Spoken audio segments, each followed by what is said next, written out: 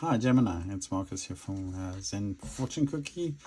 Welcome to my channel. Today I'm going to do the week from the 4th to the 10th of September 2023.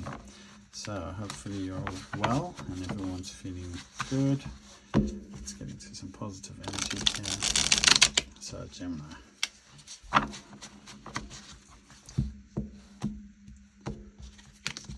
Just putting this aside. I'll start with the reading. So first things first, I'm going to pull one of these.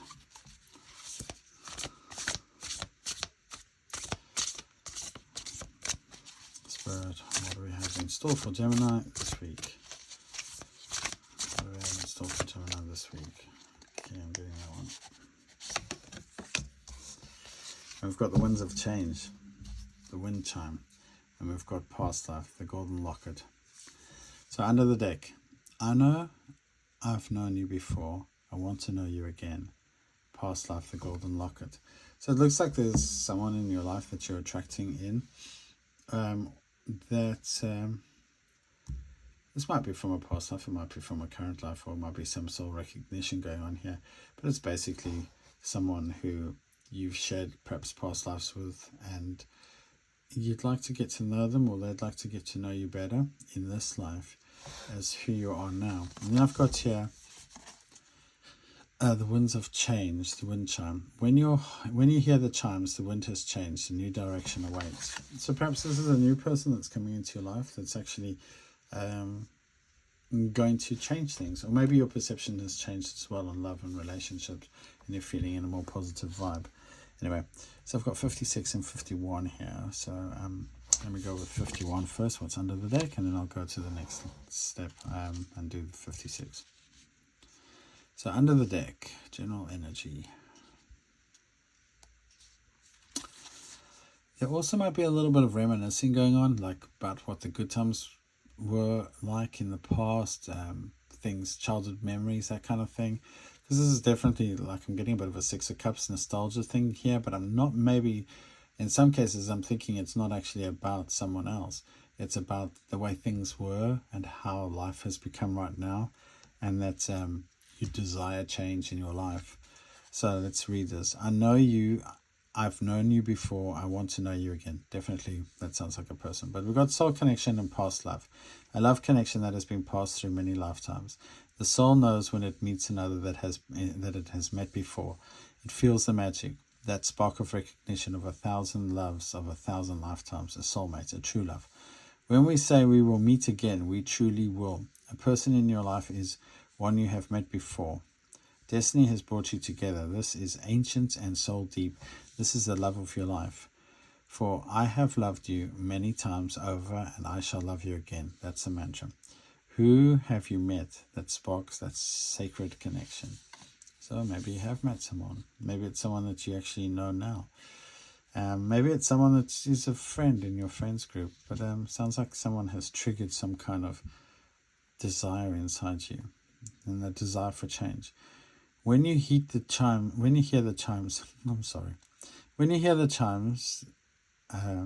the wind has changed, a new direction awaits.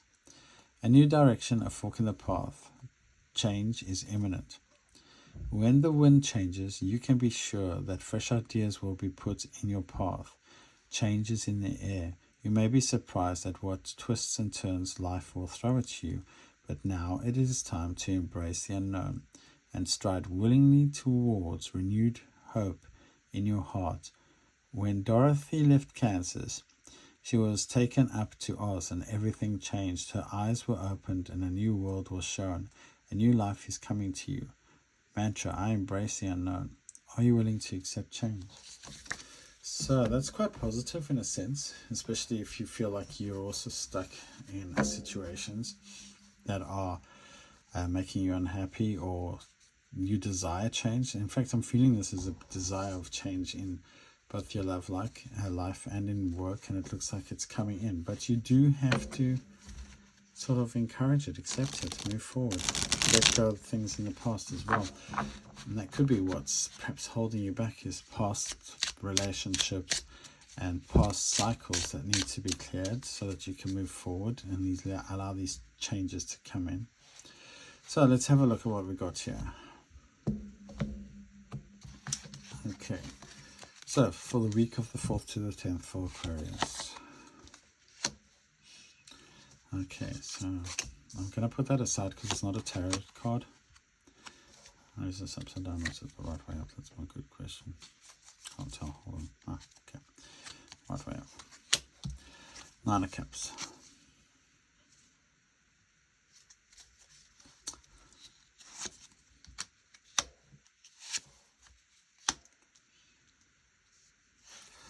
Okay, so I can see you feeling very self-fulfilled, feeling good.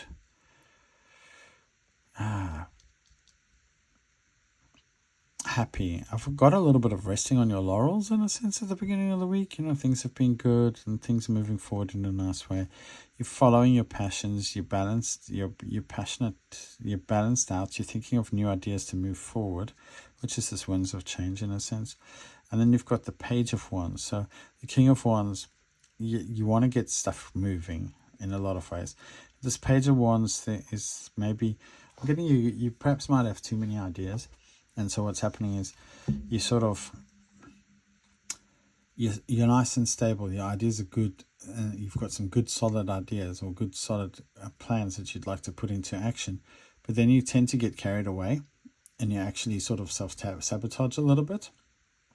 And it's because you're perhaps taking on too many ideas all at once, and you need to regulate yourself a little bit more discerningly. And I've got this here as well. Yeah, so over a period of time, things that you try fail and other things stick. And I think this is going to take a little bit longer than you want to refine to get things moving. So the winds of change are coming in, but it's going to take a little bit longer than you expect for things to move. And I think you need to reflect on what you truly are passionate about. Because remember, sometimes we have passions, but they're not like they're not what we want to do every day. There's something that we enjoy, like a hobby, and that. And this may be a case of a hobby taking over from something that we do enjoy. But I think what this is really about is don't allow yourself to become emotionally unbalanced by trying to do too much because you've got so many ideas. Rather put in a slow plan that will, following your passions, that'll develop. So I think over the week as well, you're going to refine your plans. Good way to do that is just write things down. So we have the 5 of Swords and the World. Have I got this upside down again? Yeah, I do. Sorry. My fault. 5 of Swords and the World. So, yeah, I think there's, I'm getting here, there's a little bit of negative thinking coming through. There's a little bit of being stuck and feeling stuck, even though you're content.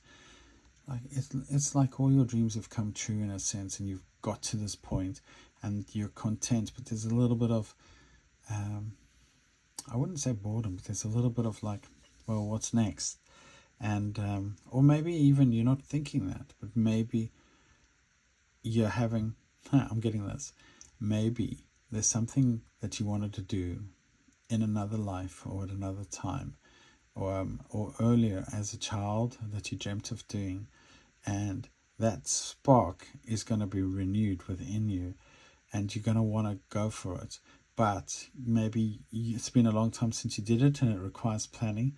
And in a sense of this is going backwards. It's going like, oh my God, I want to go for this. I know exactly what I must do. And then you're like, oh, a new start. Okay, what do I do? And it's going to take time. But this is almost like a new start from something that you actually perhaps were very good at one stage, and now you've progressed onto a stage where you need to renew yourself. Okay, I used to be a guitarist, and I gave it up. And if I had to start it again, I would be in the exact same position. I'd have to pretty much practice until I go back to the same level. It's that kind of energy. And then I've got this, which is the same as what I got for Aquarius, which is seize the day. So everybody sort of, the air signs in particular, I'm getting, they're being asked to take some kind of action to move their plans forward, and to not remain stuck for so long. So under the deck, I've also got the Ten of Swords, which is, this is the end of a cycle. This is,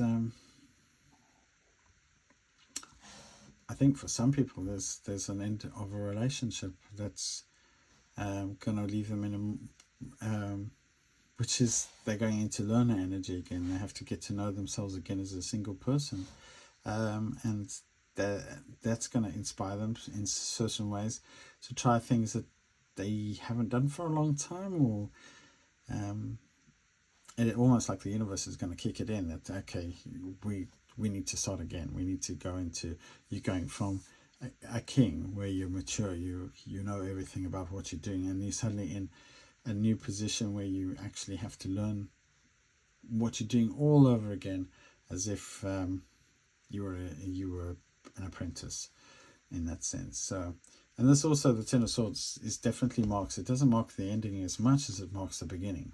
And I've got under that the Wheel of Fortune and the Ten of Wands. So it looks like if I put those together with the Nine of Swords, I'm getting here that basically it's the end of a cycle coming in. The wheel's kicked in. It doesn't matter what you do, and that's going to release the burdens and the nightmares of the past, and that's going to lead to your new beginning. But that's going to take time. Definitely, I've got a time signature there. So let's see what the Wisdom of Hafiz says about your reading.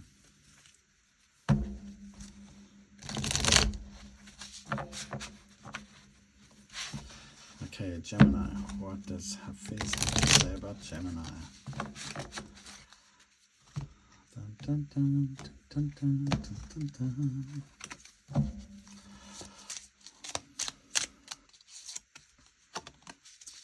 Transform. There you go. Okay, so this is the transformation. It's from a mature situation, things changing, transformation. And transformation, the Death card is sometimes considered the transformation card. This is also 4-1, which is 5, which is the change card. Now, lots of people don't like or value change, and some people perhaps have too much change in their life. Change is an opportunity to learn, and we've got the Page of Wands there, which is definitely a learning card in many ways. Okay, so let's go through here. We've got 41.